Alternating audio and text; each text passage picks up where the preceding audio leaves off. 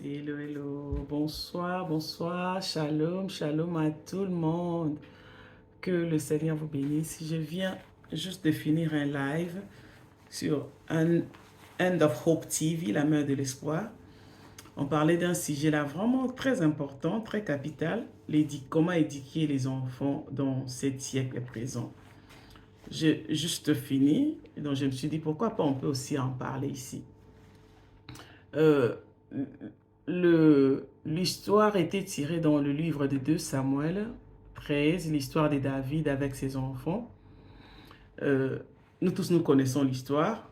Le premier fils de David, qui était Amnon, qui a voulu violer, qui a cherché, il a violé sa demi-sœur Tamar. Et son demi-frère Absalom était tellement fâché, il est allé le suivre et le tuer et tout et tout. Alors on parlait, on débattait un peu l'éducation par rapport à cette famille-là, la famille de David.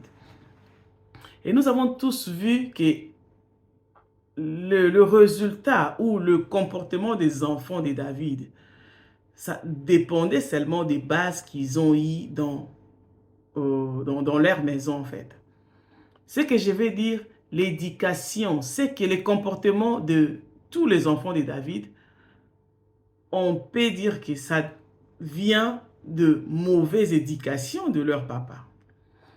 Car si vous regardez la vie de David, David est un soldat, était roi, il était quelqu'un qui allait en guerre. Si vous êtes quelqu'un qui est tout le temps en guerre, vous fuyez, vous êtes tout le temps instable. La vie de quelqu'un qui est toujours en guerre n'a jamais été stable. Vous changez de pays, vous changez de place, vous fuyez. Donc quand vous fuyez, quand vous changez de place, vous fuyez aussi avec votre famille.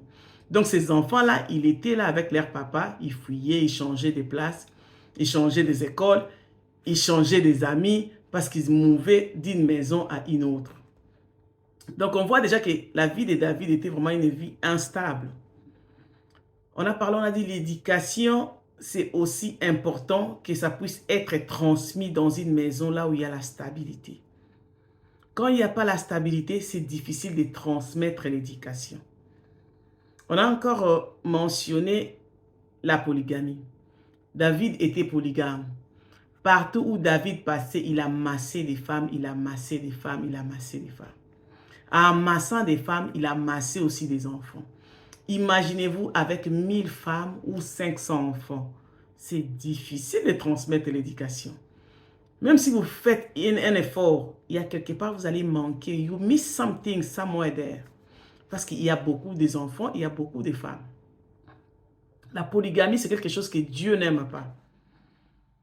Car il y a des autres qui disent, non, Dieu permet la polygamie. Il y a d'autres choses dans la Bible que le Seigneur avait permis, avait laissé que ça puisse, comment c'est passé. Ce n'est pas qu'il a permis, mais c'est aussi dans la Bible. Il y a des meurtres qu'on voit dans la Bible. Cela ne veut pas dire que Dieu permet que quelqu'un puisse tuer une autre personne.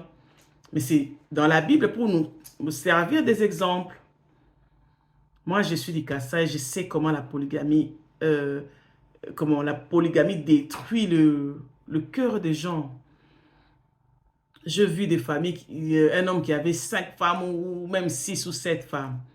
Et ils vivent dans une même parcelle. Ils ont peut-être 5 chambres ou peut-être 5 petites maisons. Et l'homme, il reste dans la grande maison. Les soirs, vous le voyez, l'homme qui quittait sa grande maison, aller dans la chambre de première.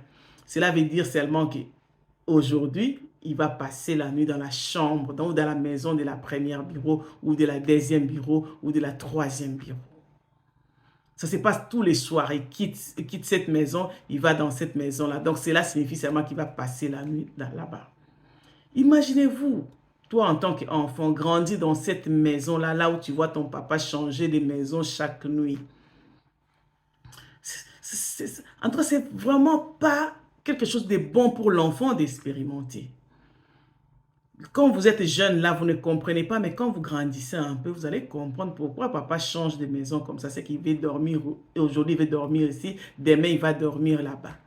C'est vraiment pas quelque chose de healthy, comme on dit. C'est pas vraiment bien que l'enfant puisse grandir dans l'environnement où il voit son papa changer de chambre chaque jour, chaque jour. C'est vraiment pas bien.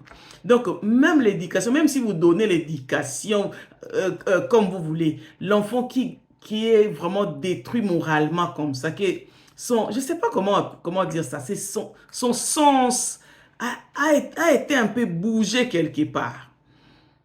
Son amour de soi, l'amour que l'enfant reçoit de ses parents. L'enfant qui grandit dans la maison avec son papa, avec sa maman, et l'enfant qui grandit dans cette maison-là de polygamie, voit son papa changer de chambre, changer de maison.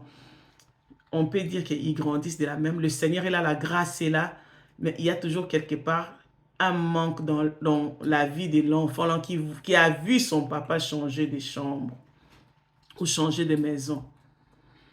Et tous les enfants là qui grandissent dans une même maison là avec beaucoup de femmes, il y a toujours quelque chose en eux.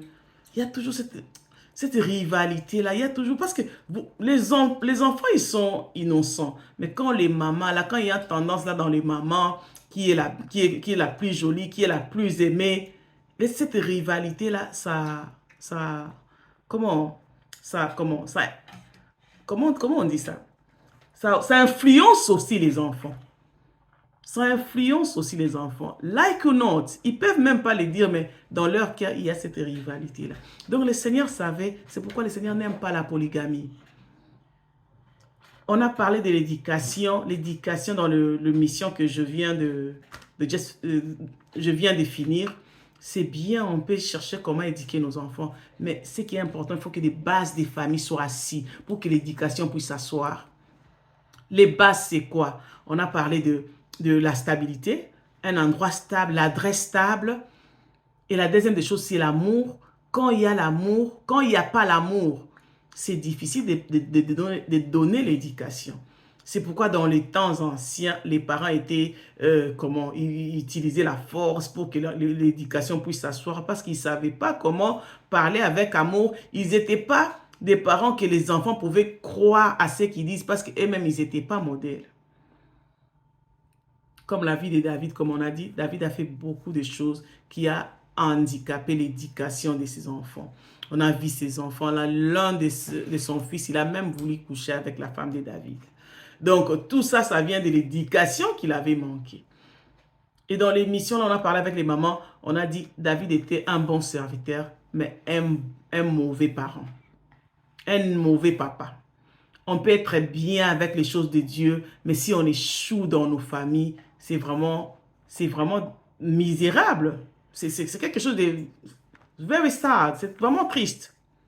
Il y a un serviteur de Dieu qui a toujours dit, Derek Prince, il a dit, une fois le Seigneur lui avait parlé, il passait quelque part, il a vu un homme lui disait, tu es un homme de Dieu, tu es strong as a man of God, but failure as a father.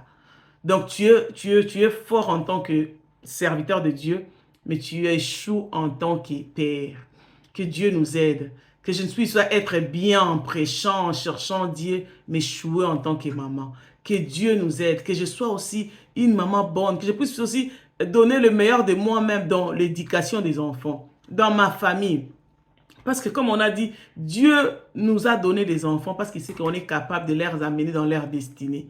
Mais si on ne privilège pas l'éducation, on focalise plus dans les choses spirituelles, c'est pas bon. Que Dieu nous aide, que nous puissions avoir l'équilibre d'éduquer nos enfants, avoir le temps pour nos enfants, avoir le temps pour nos maris, avoir le temps pour les autres aussi et avoir le temps pour Dieu. Car c'est la volonté de Dieu que nous puissions éduquer nos enfants comme il faut. Que Dieu vous bénisse. C'était juste update. Après avoir fini l'émission sur la main de l'espoir, le live, je voulais aussi qu'on puisse partager de cela. Que Dieu nous aide à éduquer nos enfants bien, que Dieu nous épargne des polygamies, que Dieu nous épargne de manque d'amour, qu'il y ait l'amour dans de maisons, dans des familles, pour qu'on puisse élever nos enfants comme il faut. Que Dieu vous bénisse. Maman Bijou Lumbila, God bless you. Bye bye, bye bye. Bon week-end. Bye bye.